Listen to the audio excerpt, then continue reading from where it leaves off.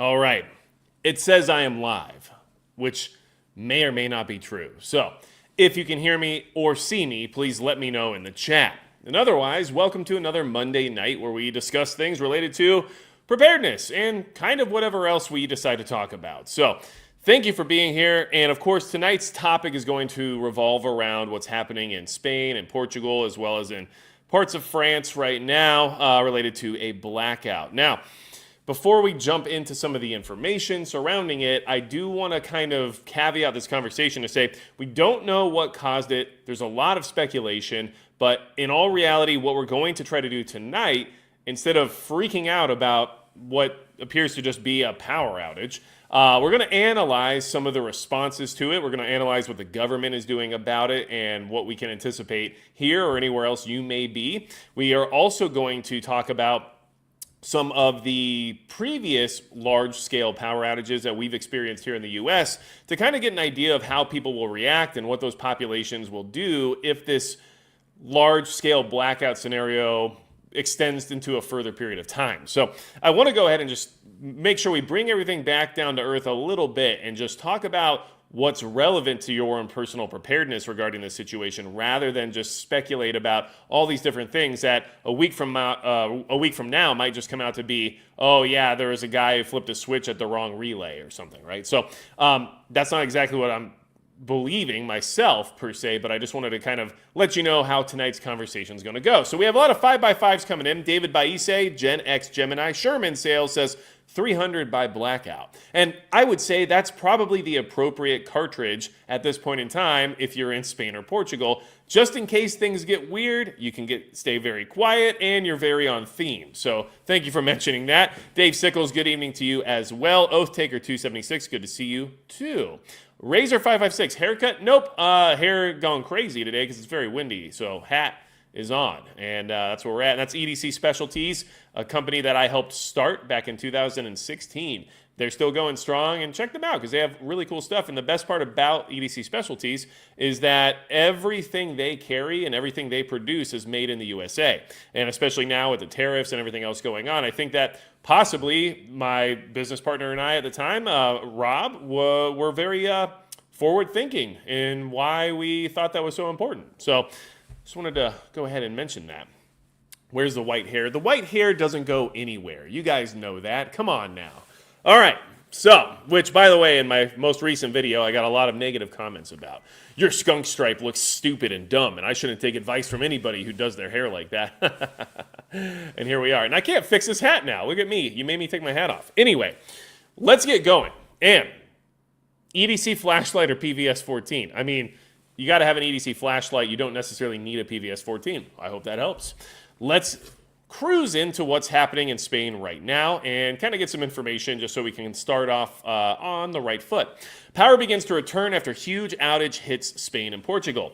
So one of the reasons why I'm leading off with this story is that it's only like an hour old, and so it's very up to date as to the current situation surrounding the blackout, but also because it goes to show you just how fast all of this is coming back online. And so, of course, the media is going to always take these types of stories and try to turn them into something catastrophic, but in reality, power gets restored relatively quickly unless something catastrophic actually occurred, which they're not necessarily sure what caused this outage. So I guess in that situation, you would assume it's some kind of technical issue versus like if a big cataclysmic event like an explosion at a power substation or something occurs, now you know exactly what causes the power outage, right? So that's something to keep in mind with these types of events. And the fact that it's coming online so quickly should kind of tell you whether or not it was like an egregious or malicious attack versus some kind of a problematic scenario. So let's just go ahead and get into it. Madrid, Lisbon, April 28th. Power started returning to parts of all of the Iberian Peninsula late on Monday after a huge outage brought most of Spain and Portugal to a standstill, grounding planes, halting public transport, and forcing hospitals to suspend routine operations. And what's good about this article, there's a lot in it that we can kind of dissect regarding actual preparedness, and that's something that I want to talk about tonight because also, as you noticed in the title, I said this is what get-home bags are for, and this is literally like the most likely scenario where as a prepared civilian, you're going to need a get-home bag because what's happening there right now is that transit is shut down in all forms, whether or not we're talking subway systems or airlines or anything like that. And then we also have the traffic jams and traffic stoppages because of the light systems not working, and everything is falling apart in that regard. So this is literally like what a get home bag is for. And yes, there are existential situations that could occur that you would definitely need one for, but this is a more practical reason for why you might need to grab something and just start walking, right? So Spain's Interior Ministry declared a national emergency, deploying 30,000 police across the country to keep order as governments from the two countries convened an emergency cabinet meeting. Outages on such a scale are extremely rare in Europe. And now something else you want to keep in mind with that is that this national emergency does allow for additional powers. Now, a big part of what it is for the regional municipalities to request additional support and resources from the government, so they're able to get more police or more first responders or whatever it is that they need. But at the same time, this also allows for additional rules and additional restrictions to be placed on the population. So you have to think about it from that point of view as well, where we have the possibility of basically a de facto martial law scenario where your movement's restricted, there might be a curfew, and who knows what else could occur, because we're still in the thick of this thing right now, even though things are getting restored. So just wanted to go ahead and mention that, because like I said, we're kind of going over this today from the perspective of someone who wants to be better prepared, so we're learning from what's happening there rather than just trying to be afraid of it, I guess, right? So the cause was unclear, with Portugal suggesting the issue originated in Spain, and Spain pointing the finger at a breakup in its connection to France. Portuguese Prime Minister Luis Montenegro said there was no indication a cyber attack had caused the blackout, which began around 10:33 GMT, which I guess I'm just not up to date on all my time zones, so there you have it. Now, here's the thing. They're just saying there's no indication of a cyber attack. Doesn't necessarily mean it wasn't one. There's definitely a good chance with the current state of the world that this could be from some sort of a nefarious entity, but the issue is that we don't have any evidence of that currently. So jumping on that train right in the immediacy of everything occurring is reasonable based on historical context and based on the fact that other cyber attacks are continually occurring even right now throughout the rest of the world. But at the same time, we should take a step back and just keep in mind that infrastructure, especially infrastructure managed by governments, tends to be relatively fragile and not very well maintained. And these things can just happen. And one thing I try to keep in mind as someone who wants to be better prepared is that I don't even necessarily want to concern myself with the causation of every single event. I need to be concerned about how I deal with the event regardless of how it occurred, right? Taking the hat off, okay? The white hair has to come back. So, but in all honesty, and plus, now I look like the guy from the History Channel, and I can just do this whole aliens thing. And then now we know that I might be related to that guy, which is possible because I'm adopted, right? So all I'm trying to say is that we still have to deal with the situation regardless of what caused it. And so your priority, if you're ever in a situation like this, should be, how do I deal with what's happening, not how did this happen, right? So just keep that in mind, even from your own point of view when you're going through information like this. So, and I just want to jump in the chat for a minute. We got Just Nana here with space weather news on YouTube. Our weakening magnetosphere let solar wind in. Very weak magnetosphere. And that might be the case, but all I know is that right now, at least from the official sources and the reporting that I'm getting from where I can access any information, is saying that they just don't know the root cause. So, and we're going to talk about some other power outages that happened in previous years here in the U.S. to kind of give you some ideas about what could have happened or how easily these things occur, even when a cyber attack or a solar wind event's not involved. And we're going to talk about people's behavior during different blackouts as well, because it seems almost randomized as to what people will do or how they'll react. Or it is also possible that we've had a level of placation that we've evolved into because of modern technology, and even though the power's out, everyone still has a supercomputer in their pocket. So things have definitely changed compared to how they used to be regarding power outages. But we're going to talk about more of that later. Now, Savage Lee says, I'm not saying it was aliens, but pookin' aliens, man. I like it, all right? I like it. And I'm going to say that's Asarema. Maybe I got that right. I'm not sure. But they said live test. And it's, always a possibility that these events are testing or probing missions where they're just trying to see what they're capable of in case they ever need to use it in a more realistic scenario. So that is also a possibility, of course, but it's not something that we can verify. So it doesn't really matter if you're somebody who's directly affected by it, right? So that's what I was trying to convey earlier. Now, let's talk about what else is going on there, okay? Nonetheless, rumors circulated of possible sabotage, and Spanish Prime Minister Pedro Sanchez said he had spoken to NATO Secretary General Mark Rutte. Sanchez said that the country had suffered a loss of 15 gigawatts of electricity generation in 5 seconds, equivalent to 60% of national demand. Technicians were working to figure out why the sudden drop occurred. Okay, and this is a little graph because some of us just need a visual aid in order to know exactly what they're talking about. This is something that's never happened before, he said. Wow Consejo, or Conseco? Yeah, we're going to say that. Joao Conseco? I'm bad at this one. This must be Portuguese because it sounds almost, Portuguese. So a board member of Portuguese grid operator REN told reporters the company had not ruled out the possibility of a very large oscillation in electrical voltage, first in the Spanish system, which then spread to the Portuguese system. And so that's also a possibility, right? There could be 1,001 causes. It's premature to assess the cause, he said, adding that REN was in contact with Spain. Spain's grid operator RE blamed a connection failure with France for triggering a knock-on effect. The extent of the loss of power was beyond what European systems are designed to handle and caused a disconnection of the Spanish and French grids, which in turn led to the collapse of the Spanish electric system, Eduardo Prieto said.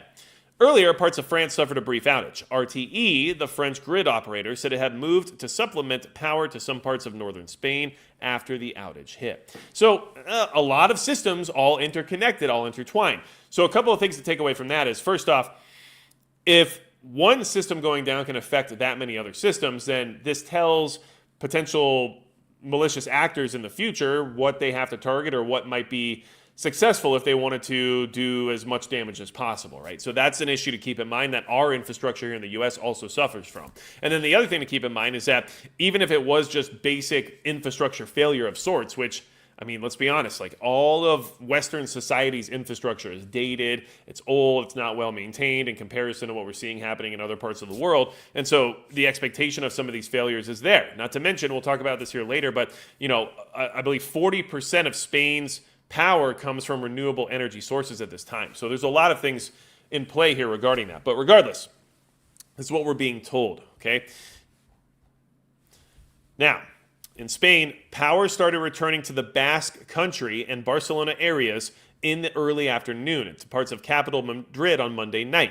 About 61% of electricity had been restored by late Monday, according to the national grid operator. And Gaga said it had activated emergency systems to meet demand during blackout, while Prieto said returning systems to normal would take several hours.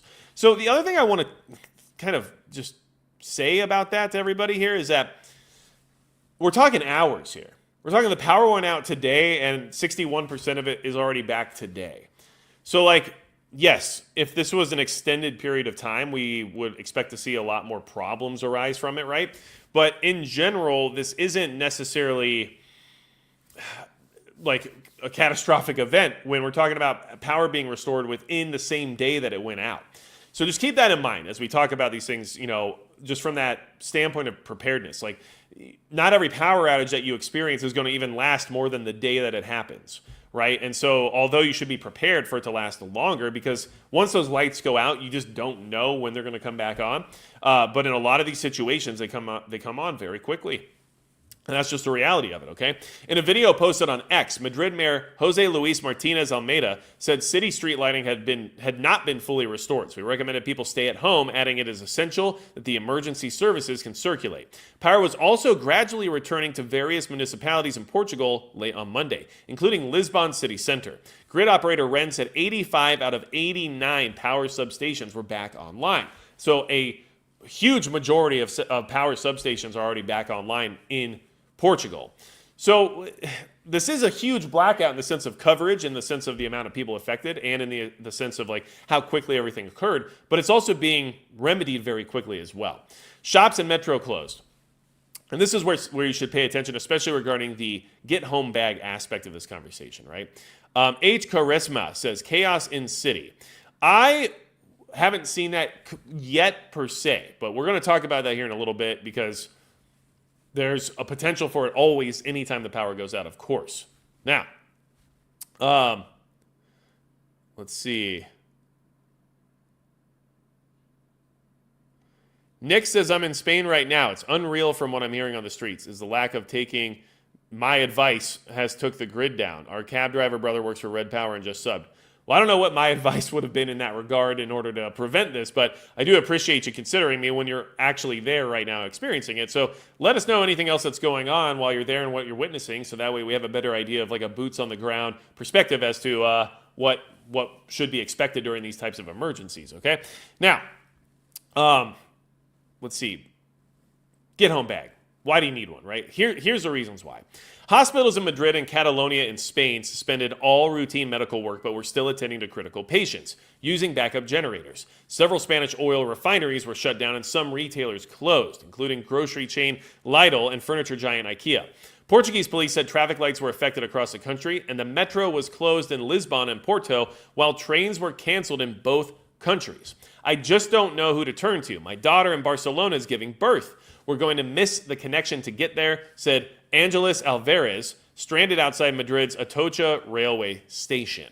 Sanchez said on Monday evening that about 35,000 train passengers had been rescued from trains, while 11 trains still remain stranded in remote areas.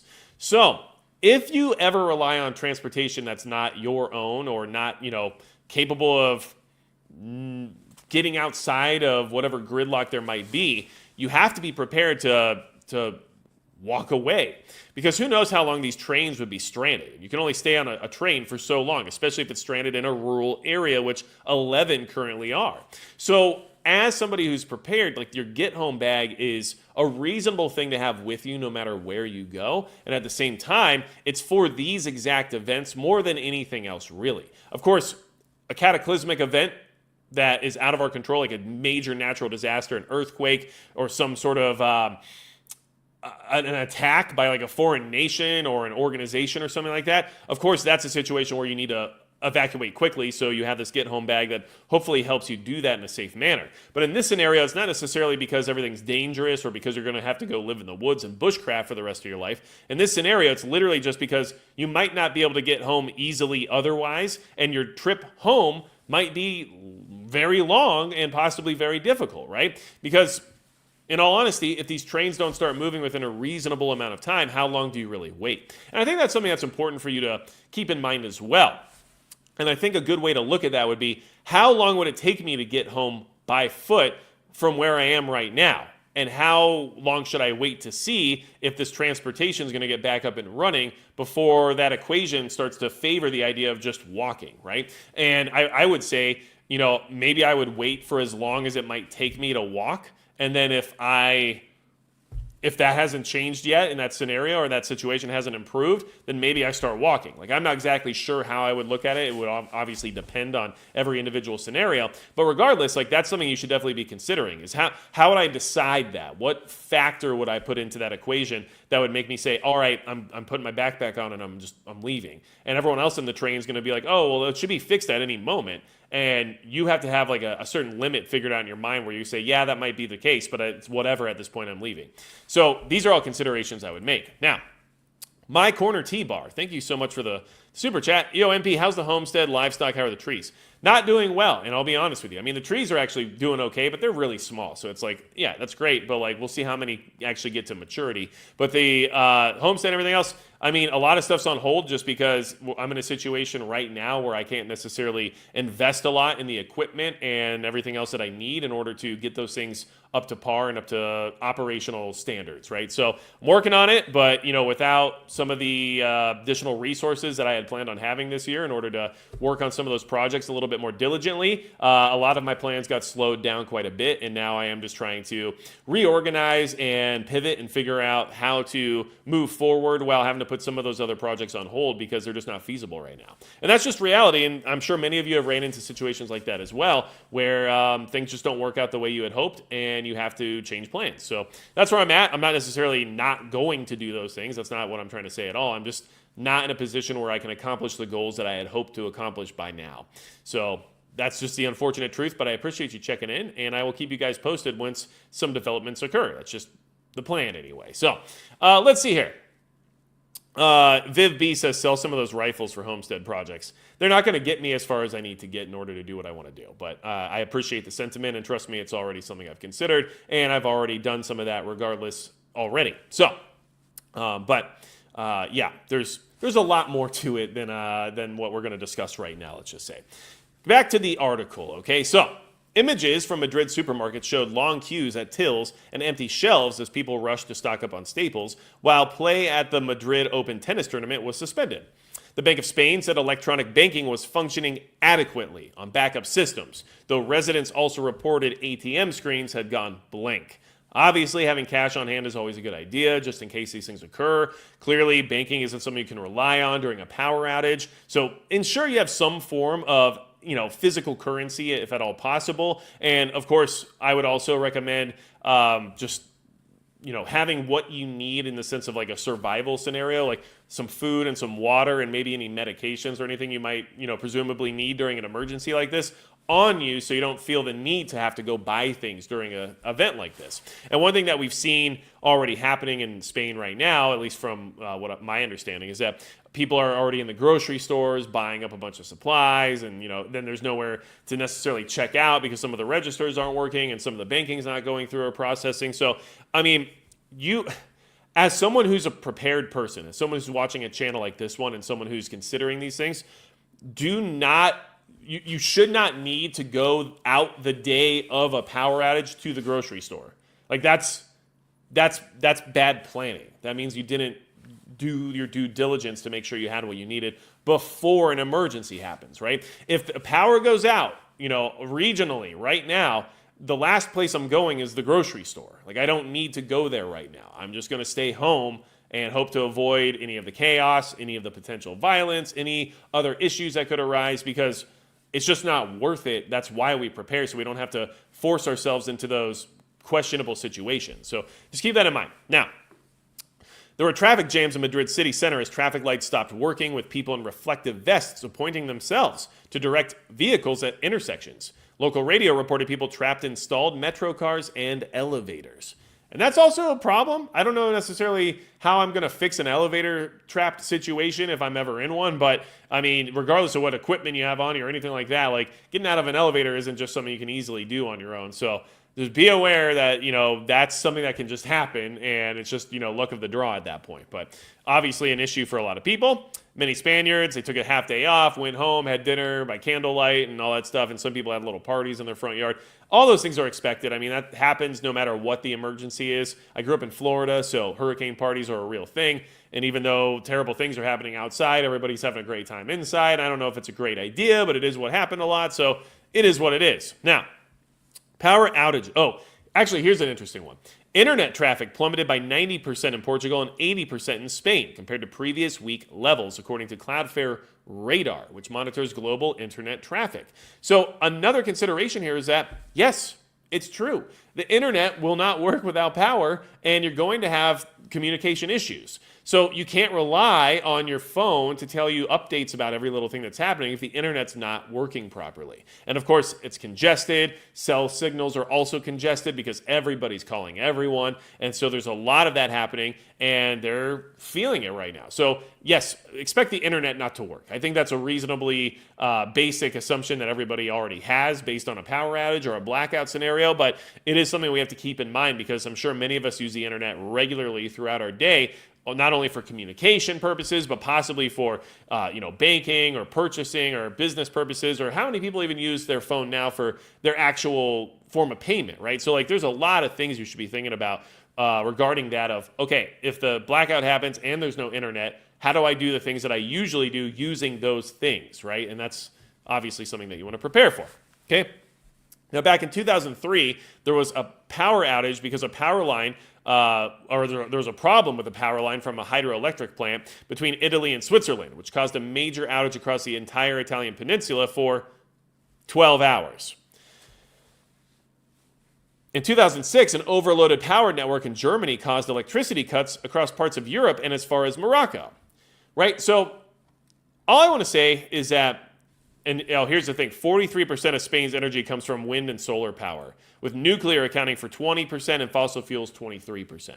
So could this be part of the problem? Of course it could. I mean, renewable energy is not 100% consistent or reliable, and if something failed within that system, of course you're going to have problems. But I can't guarantee that's where the issue came from. But there is a lot of speculation online right now about the fact that, they rely so heavily on this renewable energy source, and now their power grid is failing, right? So all considerations to be made. I think at this point in time, with the world and the certain state that it's in regarding, war springing up all over the place, that the idea of a cyber attack is not unreasonable to consider. And I think that it's like, if I had to look at this right now from just a observationist standpoint, and I wanted to put a priority on what I think is probably happening versus, what likely has occurred, the first thing I would say is infrastructure failure, right? Some kind of technical issue occurred and shut things down because it's all intertwined unnecessarily, not well maintained enough, and not invested in enough, right? And then secondly, I would say a malicious actor attacking via cyber attack or something along those lines, because that's just the current environment we're in. And I think that those two would be the most likely probabilities, with the first one being the most likely because it's also the most common and most reasonable assumption to make because of historical context, but with the second one being also likely just because of the current state of the world. That's just where I'm at. So Sean Samuel says Transformers versus Power Rangers. Honestly, I grew up on Power Rangers. I know that might be blasphemous, but in my era, that was like the exact timing of like when that show was super popular. And so I had Power Rangers toys, I had Power Rangers video games, I had Power Rangers everything, man. So, and I was so basic too. I was all about Red Ranger, like, duh, oh, you like the T-Rex Red Ranger guy? But that's where I'm at. So you asked and I told you. And even if it's a little bit embarrassing or shameful, here we are. Now, Snicker SCT Snyder says, time to cut a check to Russia Energy. Yeah, well, I have a feeling that there could be some of that at play, right? So that would be a reasonable motive to say, okay, well, let's, shut down certain energy sectors or certain energy grids, give people a reason to wonder if they actually have enough resources to actually provide the energy requirements and demand of their population. And then if they feel like they suddenly don't, where are they going to get more, right? And then suddenly we're offering it at a highly discounted rate. It's actually very reasonable, and we're more than happy to facilitate any type of logistics system that you might need in order to make it efficient. So yeah, I think that's something that's worth considering in the sense of like why some of these things could occur. I'm not saying I know that, I'm just letting you know. Now, Desert 1776 says Transformers for the win. I get it, man. I get it. I'm not against you in that at all. I'm just saying it's just not what I grew up with. You know what I mean? So I knew about Transformers. I had fun with Transformers. I played with the toys and stuff. It wasn't like the show I watched all the time. Although there was a show, I want to say it was called Exo Squad, that I watched, and my buddy and I had some toys for it, and I don't remember like anything about it. I just remember that the toys were super cool, and they were like mech suits, and I was like, yeah, Exo Squad. And that's about all I got. Roaming Prepper, hello to you as well, and to the chat, and the EU thing is insane. Well, it is crazy, but it's also like just keep in mind it is also something that like just happens, right? So like I'm going to go jump over here on X really quick, just because that's always an interesting little, let's just say, walk through the park, right? But we have some things here. Now, obviously, people are jumping right into speculation. You can see here with this certain post, rolling electricity blackout phase of Agenda 2030 named atmospheric phenomenon. Now, that's something that's been thrown out there. So one of the power providers is saying, oh, it was an atmospheric phenomenon could have possibly done this, right? And it's like, okay. So, and when they start making excuses like that and saying things along those lines, I mean, there might be truth to it. I don't know. But it also sounds like a convenient scapegoat, which makes you wonder why they would even be blaming something that they can't prove if that's not what happened, or even if it is what happened, where's the evidence other than just saying it, right? So like there's a lot of weird reasons for why that might be strange. But you can see here that there's, videos of people walking around, and they're in the middle of the subway, and it's dark and all kinds of stuff. And I'm not going to run the sound because that gets weird sometimes. But yeah, this would be a sketchy situation. So in this scenario, I'm in a subway or anywhere that's indoors where the lights suddenly go out, and it's not easy to get outside where there's natural light to suddenly illuminate your area. This is another reason why carrying a flashlight is super important. And listen, I'm going to say something right now you guys might not like or might disagree with or might be controversial in certain aspects, right? But It's more important that you carry a handheld flashlight than it is to have a weapon-mounted light on your pistol, right? So like I carry a pistol everywhere. My pistol currently has a weapon-mounted light on it. I carry a handheld flashlight as well because that's what I'm going to use for like 99% of anything that requires me to see in the dark. The weapon light is only for if I'm actively having to shoot something that I need to be able to see very well. And at that point in time, it's not even about PID. It could be in the sense of the target I'm shooting at, ensuring that that's the exact target that I want to hit. But I should have already made a positive identification of a threat before pulling out my gun, right? So like these are things that we have to keep in mind. And this is why during these situations, we need to make sure that we hit, and this is something that just recently happened too, which I found interesting.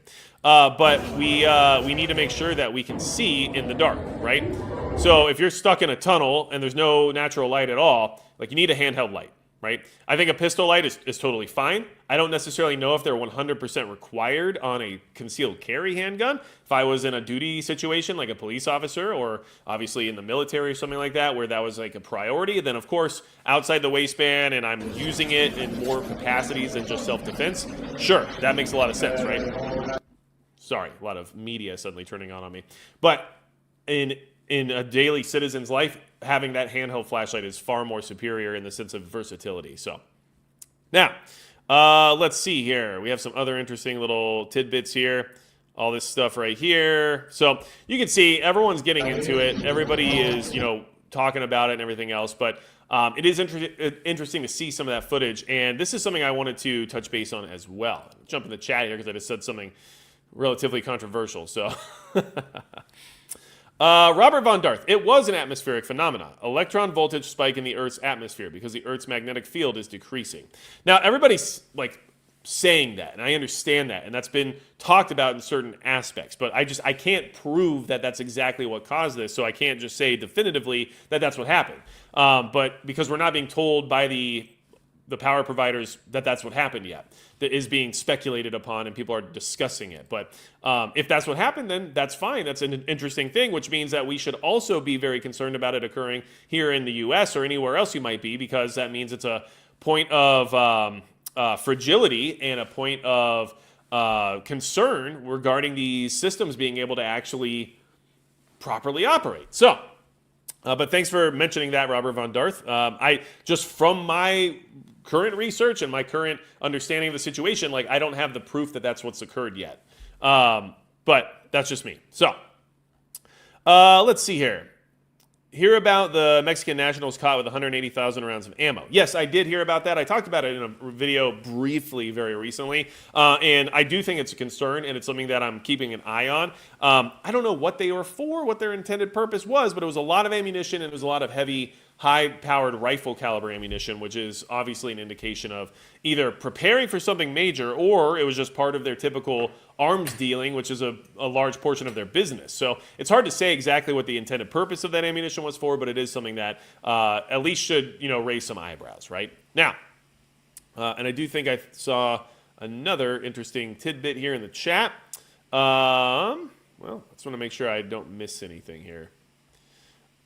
Electromagnetic activity peaked on the 16th. It's a red herring, says W.N. Byers. So, and listen, I'm going to be completely honest with everybody here in the chat right now. Like, I am not the extreme follower of space weather, right? I think it's interesting and I find it very intriguing, and I also think it's important because it can have a direct effect on us here on Earth. But at the same time, like, I just will let you know firsthand that I just haven't invested the time to continually monitor what's happening there. So I don't know what these anomalies necessarily are or when they occur directly.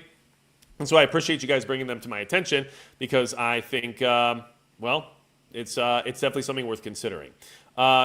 And then I also saw that someone asked what light I recommend. It was Snickers SZT Snyder. What light do you recommend? Currently I carry a Surefire Stiletto, but I have an issue with it, and it's not like a big issue. It's rechargeable, it is very bright, it has multiple modes and all kinds of great stuff. But my issue with it is that because of the layout of the buttons and the controls, sometimes it turns on in my pocket. And then I have a very bright white light suddenly illuminated in my pocket that other people see before I do. And so it creates like a weird situation like, hey man, your flashlight's on in your pocket. And then it's like, I don't need that additional attention. And I also don't need my batteries to die and then suddenly not work when I need it. So it is annoying. And so I am considering a new flashlight or using something a little bit more traditional. But I do like the stiletto because of its low, slim profile and everything else. And it's very bright and it's been very good. And I've literally owned it for 9 years now and it still works to this day, no issue. So it's hard for me to replace it because it's been so reliable, but it's also annoying that it does that. So now, let's get into it. Here is where I just want to touch this really quick, just to remind you that this will happen if anything like this occurs where you are, and it does give the government additional powers, so it is something for you to consider, okay? Spain declares state of emergency as hundreds of thousands left in the dark. Spain has declared a state of emergency amid the catastrophic power outage that has left hundreds of thousands, if not millions, in the dark on Monday evening. The country's interior ministry said the status will be applied to regions that request it, which so far includes Madrid, Andalusia, and Extremadura.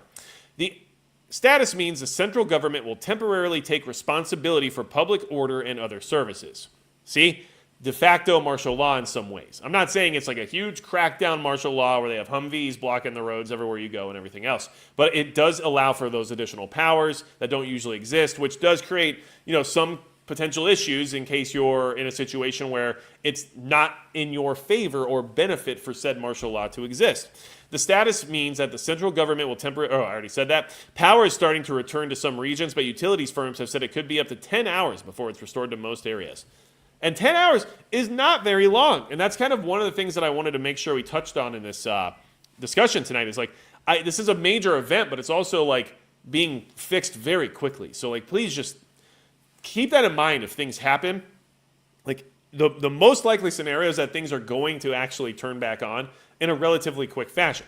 Obviously, if a natural disaster or something occurs, it's a different situation, right? So the survivors of Hurricane Helene, they dealt with no power for weeks on end, right? It's been a nightmare for them over there. So it's a whole different situation when you have an outside force, an external force especially of the power of Mother Nature coming in and just wrecking havoc on the grid and the infrastructure there within. But it's a different thing when the power just goes out on its own without any other outside, well, not necessarily outside interferences because a cyber attack or some sort of solar wind situation could easily cause that. But what I'm trying to say is that when the grid is still, physically still there and physically still connected to a degree and physically undamaged per se, it comes back very quickly in most of these circumstances, at least historically, okay?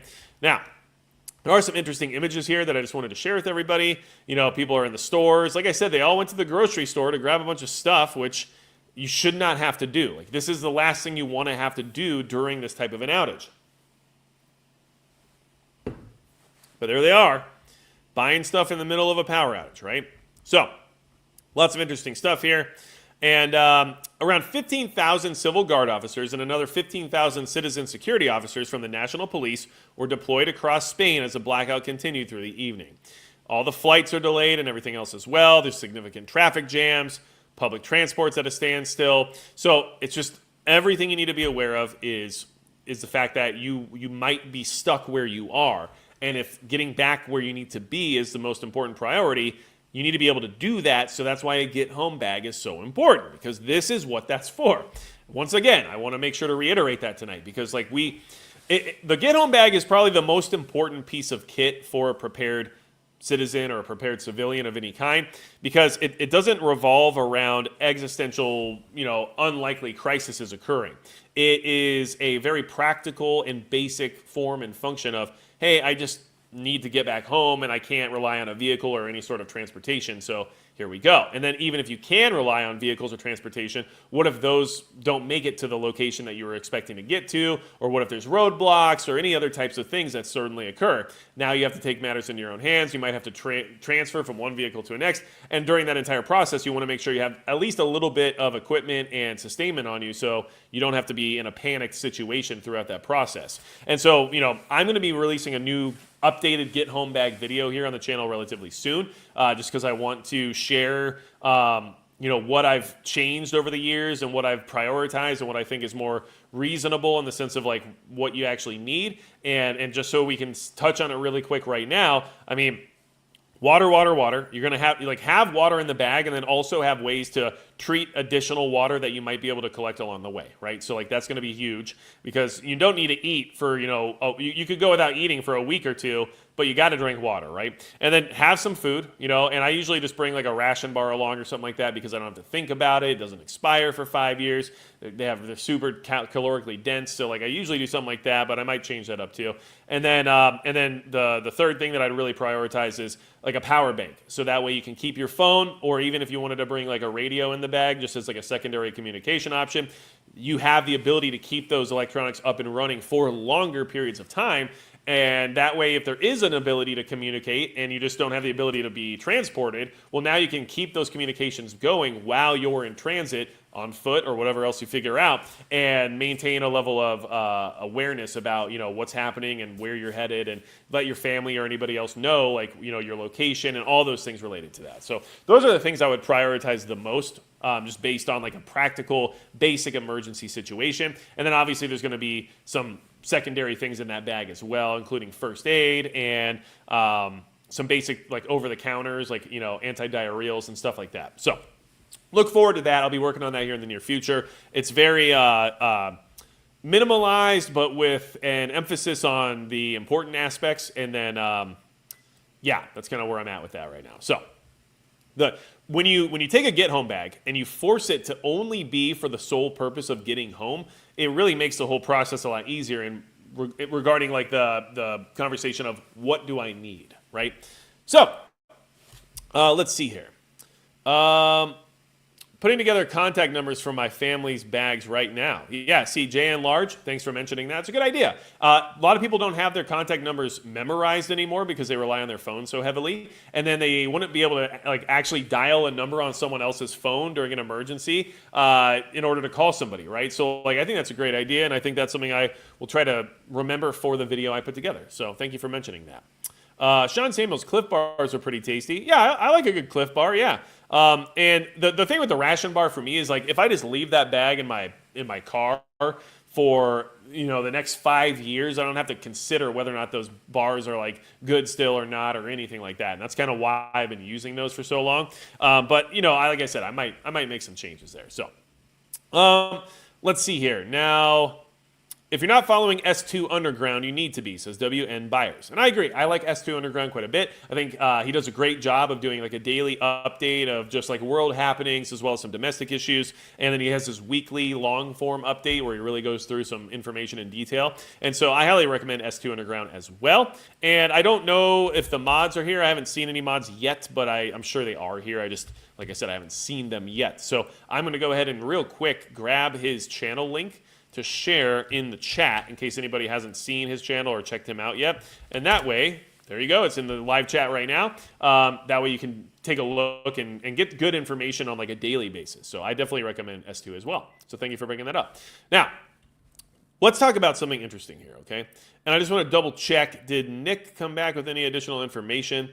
I don't know. I just don't want to miss it in case he had. So yeah. I did miss a super chat though. Busted Beak. $4.99. Do you know about an accident yesterday in Iran? Blaming on us. So thanks for asking that. So I did hear about that explosion in that port over in Iran. And I will be honest with you. I don't know for sure what all of the new developments are surrounding that. And I have zero doubts that there was some foreign involvement on that entire situation. And I think it definitely has the possibility of being an accident, which is what I originally saw being reported about the storage of potentially hazardous materials there that eventually ignited. And that's what happened in Beirut so many years ago. But I don't know that for a fact. So, and especially with the tension between Iran and the U.S. as well as Israel right now, I have zero doubt that there might have been something else that happened there besides an accident. So I don't know, but that's where I'm at right now, and that's my understanding of the situation currently, and I'm sure that more information will come out soon. So let's go ahead and talk about this really quick. I just want to touch on this because it's a good reminder, okay? So back in 1977, we had the New York City blackout, okay?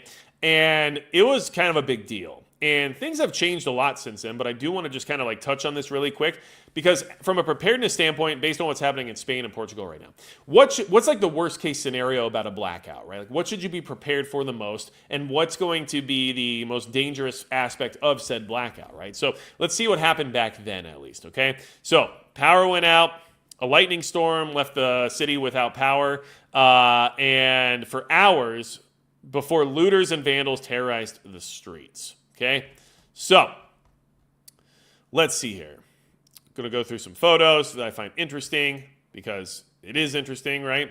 With New York shut down and no lights shining, it's very odd to see that, of course. And this is, a historical event. And here we have time, once more with looting in the blackout of 77. This Time magazine cover for the week of July 25th, 1977 shows the chaos that erupted in the streets of New York during the blackout on July 13th to 14th in 1977. By the time power was restored the next night, more than 1,700 stores across the city had been looted or damaged, and more than 3,000 people arrested. Property damage estimates were as high as $150 million. So, that is the most likely scenario that you would face in a blackout event. People would begin the debauchery. They'd be looting, rioting, and vandalism, property damage, fires, all kinds of things should be expected. Now, what we're seeing right now in this current blackout, as well as in recent ones here in history, isn't as much of that. And I believe that that's possibly because of technology, right, which we talked about at the beginning of the chat tonight. But this is what happened in 1977 in the absence of said technology, right? So there's panic. Nobody knows what's happening. Nobody can, make any real connections. It's lights out everywhere, right? The amount of prepared civilians in New York City at the time was very low, I'm sure. So I doubt very many people had access to backup power systems of any kind. So there wasn't really much anyone could do besides just try to figure out what was happening. And so obviously people took advantage of the situation and started looting and stealing and taking stuff that wasn't theirs. So I just wanted to mention that because it was a weird event, of course, in 1977 to have occur, but it was something that turned violent and dangerous, and all blackouts, especially in metropolitan areas, have the possibility of doing so. And here we have a building on fire, an aerial view of a burning building in the wake of New York City blackout in Brooklyn, New York on July 14th, 1977. So fires can occur, obviously violence can occur. We have a protective gate in front of a store on Broadway lies twisted on the street after looting during the blackout. So it's an expectation. These things can be very dangerous. So you should always approach any large-scale blackout from the standpoint that it has a potential to get very dangerous and that you should protect yourself and try to avoid crowds and avoid any areas where there's large amounts of people gathering, right? Now, shoot forward 42 years, and things changed quite a bit, okay? Now, Dr. Epic, PhD, MD, DDS says violent opportunists. And yes, I agree with that completely. It's unfortunate, and our society's full of it, but it's a major issue in any emergency event, okay? I wish it wasn't. We should come together and actually help each other out during emergencies, but that's just not the reality of the world, right? So, there was also a blackout in New York City in 2019. Now, a large-scale blackout in New York City on Saturday evening, and this was back on the anniversary of the 1977 blackout, by the way, so very interesting. A large-scale blackout in New York City on Saturday evening left some 70,000 homes and businesses in the dark, stopped subway services, and interrupted weekend festivities on a balmy summer evening in one of the busiest parts of the U.S. city. After the power went out, people were seen pouring out of darkened stores, restaurants, and theaters into the streets. A section of Times Square was dimmed, Broadway shows were canceled, and traffic was snarled as intersections as traffic lights at intersections stopped working. People even reportedly began directing traffic themselves, which is literally what just happened in Spain right now. People are helping direct traffic right now as just civilians. So interesting that this is something that happens repeatedly. The New York Times reported that the fire department was responding to numerous calls of people trapped in elevators. Once again, common occurrence. The city's power company, Con Edison, said the blackout began shortly after 7 p.m. As power began to be restored in parts of the city, shouts of celebration could be heard. The fire department reported that a transformer explosion caused the outage. Keep that in mind. A very small piece of the infrastructure exploded and shut down all the power, right? So that's how fragile and how easily taken down these systems are. So that's why I can't just immediately jump to the Spain situation being either nefarious or being like some kind of cataclysmic space weather scenario or whatever it might be, because it's just this easy for these things to fall apart to this scale. And that's unfortunately just a reality of it. But I mean, I'm not saying that those things didn't happen. I'm just saying to keep in mind that this is how easily it could occur even without those outside forces. John McAvoy, chief executive of Con Edison, told a news conference that the exact cause of the transformer malfunction was unclear, but that the incident did not appear to be related to an excessive load and there was no indication of further outages. Okay, so the interesting part about that blackout was that it didn't really result in property damage or looting or rioting or anything like that. It just kind of got resolved and everyone went back to normal. So not every power outage is going to turn into some kind of, destructive event, but they all have the potential to. So I would approach any blackout scenario as if that's what's going to happen. And then if it doesn't, we're all very glad, right? Like, why be upset about things staying peaceful? We want them to stay peaceful. But if they do, you should definitely be of the mindset that it's going to happen, so that way when it does, you're already ready for it. You're not caught off guard, your situational awareness is up, you're not putting yourself into situations unnecessarily that put you at higher risk, such as being in the middle of a large crowd or being somewhere that people might target for looting or whatever else it might be. So those are all things that I definitely want to consider when it comes to these blackout scenarios. Dr. Epic PhD MD DDS says power is returning. Right. Is power still out there? Anyone know? That was the response, I assume. Now, Polar Patriot says psychological conditioning. And I think that there's definitely the possibility of that, right? Where you get people used to the idea that things shut off sometimes. And then when they continually do, eventually it becomes normal life. And that's a possibility that you should always consider too. And it might be a way of, trying to prioritize the power for where it needs to be versus being able to produce enough for the population, or whatever else it might be. And for example, when I lived up in the mountains in Eastern California, the power company there, PG&E, started doing rolling blackouts because they couldn't support the demand and they were worried about fires being started because of their faulty equipment. So there was times where they were just shutting off power to certain areas for like a week at a time. I'm not even saying like for 12 hours, like literally for a week. They would shut your power off and be like, yeah, sorry, but for this week you don't have power. Which is insane, right? And then the crazy part is that, they're trying to do that to prevent fires, but then everybody goes out and gets a generator, and so now all these people are running random generators in their backyards, hooking them up in God knows what way, right? Who knows if they're doing it safely or using terrible, tactics in order to get everything set up properly. But regardless, that was their determination, was that they had to just shut off your power for a week at a time. And so eventually, I'm sure people in that region got used to that and now just live life like, well, every so often they shut my power off. And yeah, I could see that being part of the deal for sure. Now, Patriot Preacher 43 says glow sticks do work for nightlights. And glow sticks do work quite well, especially in pure darkness. A glow stick will provide a lot of light. And obviously it not having to have any power source and it being disposable and everything else related to it makes it, relatively easy to use during an emergency, and also something that gives, especially like kids, a good peace of mind. Because no children want to sit in the pure darkness and feel unsafe. So having something like a glow stick can make a huge difference in morale and everything too. So thanks for mentioning that. Now, Savici says it was the law that was put into play for the power outage, and I mean I guess so. I don't know that for sure. I just know that they haven't told us the exact cause for this, right? So there's a lot of speculation, which I understand. I agree with you that there's definitely some strangeness there, and that a lot of things could be weird. But I also think that we shouldn't jump the gun just because something happens, when something as small as a transformer blowing up can cause these giant outages in scenarios that are just out of our control. So look over here real quick. CL carries glow sticks anyway, just in case they stumble upon a rave. And you know what? I mean, that's strategy. You know, I mean, you never know when you're going to have to start busting out the moves and doing your spin kicks and spinning your glow sticks around in crazy, 3,000 RPM style fashion. So yeah, I think that's a great idea actually. And for anyone who's here, I'm just going to say this really quickly. If you've never been to a rave, they are fun.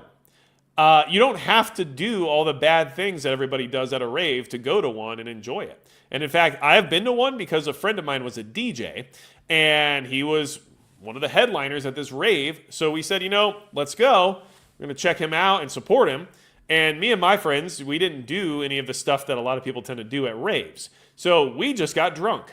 And you know what? It was a good time. Was there weird stuff there that I didn't anticipate? I guess you could say that. Did I think there was going to be a swimming pool there? No, but there sure was. But at the same time, I had fun. So there's that. Like, it's not a requirement to do all the weird things that are involved there. I was just trying to support a friend who was a DJ. So figured I would just mention that side story, I guess, at my own detriment.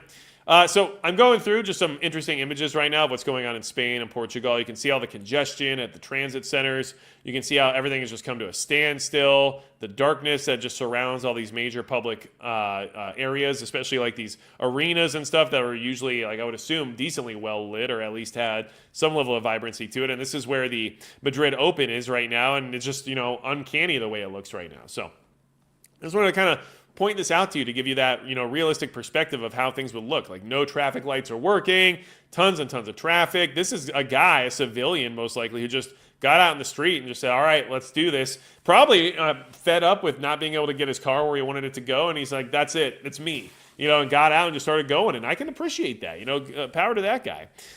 So it's obviously stressful. It obviously has people concerned. And I think my biggest concern, especially as like a business owner in that region right now, would be, what if people start trying to loot or riot or anything along those lines? And that's a tough one. And obviously, you have insurance and you have stuff like that. I get that. I also understand the urge and the drive to want to defend your property or defend your business, because for a lot of people, if that's your livelihood, in many ways, it feels like that's your life. And if someone tries to take that from you, it feels the same as them trying to take your life away, right? So, I understand both aspects of it. I think from a safety standpoint, avoiding being around your own business during a power outage where looting is potentially a hazard, and maybe you have a store that would be prone to being looted, I would probably try to avoid the risk and just play it safe and then deal with the aftermath with whatever. But you only have one life. And it's probably not worth risking just to defend, what little bit of property there might be in the aftermath of a looting scenario. So, but we have all these different images, and everybody, these people are just still in stores, hanging out, using their cell phone flashlights. And this is a thing that is a good thing to bring up too, especially because we talked about the lights earlier, right? Your cell phone light is not a capable light. It is the bare minimum light. But if you need a flashlight for something that requires a flashlight, having a dedicated flashlight is miles beyond what a phone can provide. And not to mention, you might need your phone for phone things, and you still might need a light to be able to see what's happening or what you're doing. And so you don't want to have to combine the two constantly because you refuse to carry a light because, I got my phone. My phone has a light. You should carry a separate flashlight, and that's all there is to it. And especially because a relatively inexpensive flashlight, especially from a quality brand like Streamlight, can provide you with 1,000 lumens of blinding light. It can be used as a self-defense weapon at a certain point. At the very least, buy you a little bit of time in the sense of confusion. But they're purpose-built, and they're going to outclass anything your phone can do every single time. So just because you have a phone doesn't mean that's the light you should rely on. And I carry my phone and I have a pistol light. That's not the right combination. You should have a handheld light no matter what, and then your phone is a cool backup system, I guess, if you need it for that. And then your pistol, you can run a light on it, which is just generally going to be beneficial if you ever find yourself in a situation where you need that. But you also don't necessarily have to, because you still have your handheld light. And statistically, in all honesty, as much as it bothers me to say this, there's basically been barely any evidence or any shootings from a civilian concealed carrier in the sense of self-defense where a weapon light ever came into play or ever even really made the difference, right? So like these are all things to keep in mind, and I'm just bringing it up because I really want to make sure people don't think that their cell phone can actually substitute for that secondary handheld light that you really should be carrying. And if you're a guy, there's plenty of good options out there, like the Streamlight Wedge or the Surefire Stiletto. They're really slim and they fit in your pocket really well, and they're not as much of a hindrance. But of course, if you want that capability, and maybe you want a handheld light that works good while in conjunction with a pistol, then you have the Thyrim light switchback, which allows you to hook it onto like a G2X or something similar, so that way you can still use your flashlight as a flashlight separately, but then still use your support hand with your pistol if you ever need to use it in that fashion. So there's a lot of options out there. So don't limit yourself unnecessarily when there's so many good options out there that can accomplish that goal for you. And someone just said in the chat, where's this at? I think I missed it. Let's see here. Trying to find it. Aha, here we go. Ceviche. I'm going to post this one. You'll need your phone battery so you can post live videos. No, but I actually think this is a good point, like without the joke part. You might need your phone to be a phone, right? You might need your phone for communication. You might need your phone for recording like a video of something that's happening or who knows what, right? Because sometimes video evidence actually helps save you in the sense of going to court or something later. You never know. You might need your phone to do all the things your phone does. Why waste battery on your flashlight on your phone? You know, just carry a separate entity, and that way you have access to that life-saving device. A phone is a life-saving device. Calling for help is something that even our first responders and even our best and most, perfectly trained special forces guys do on a regular basis. They call for backup. They call for help. They call for extract. They call for QRF.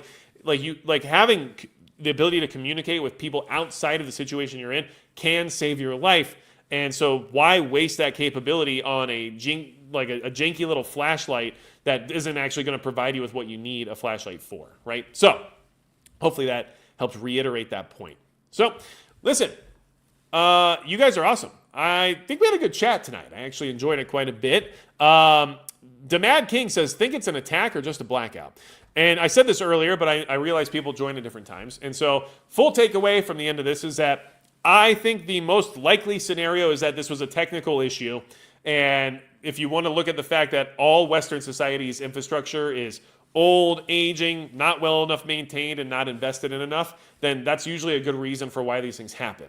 But the second most likely thing, in my opinion, would be some form of a cyber attack, just because of how many have happened in recent time and how much that entire scenario has escalated over the course of the war in Europe and everything else happening around the world. So I think it's a likely situation that an attack has occurred. I don't think it's the most likely. I think the most likely is the most common or obvious choice, which would be a technical issue occurred, right? So, but that doesn't mean I want to weigh out other alternatives. The same can be said for a space event, right? So if some sort of electromagnetic situation occurred, a disruption of some kind, that's possible as well, but I just don't have the evidence of that or have been told that that's what occurred yet, so I can't say for sure. Now, if you guys want to be part of the private live stream, which is about to happen, make sure you join Subscribestar, or you hit the join button down below to become a YouTube channel member. And then that link for the private live stream will be posted. I just put the Subscribestar link in the live chat. It's also in the description down below, so check that out. I will post that link on the Subscribestar main feed, and I will post it on the post section of my channel page for all YouTube channel members. So if you want to be part of the private live stream that starts in about 10 minutes, make sure you join up, and that support is greatly appreciated. I don't hide anything behind the paywall of relevancy regarding information. It's just a casual format chat where we hang out and just talk about whatever, because it's my way of saying thank you to those who decided they wanted to support what I do directly, which I greatly appreciate. And of course, on Subscribestar, there is additional content from time to time. I also have some additional things happening over there in the near future, including a product that I'm working on being available to Subscribestar members first because of what they do in the sense of support. So just wanted to make sure to give you that heads up. And when I talk about a product, I mean something that I think is going to be very useful. It's made in the USA, and it is tangible and physical, and I think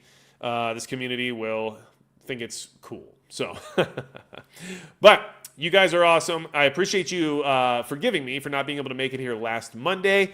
Life happens. We all have to do what we have to do. I've got a family. I've got children. And obviously, they're going to take priority over anything else I do. So that's just the way it is. But you guys are amazing.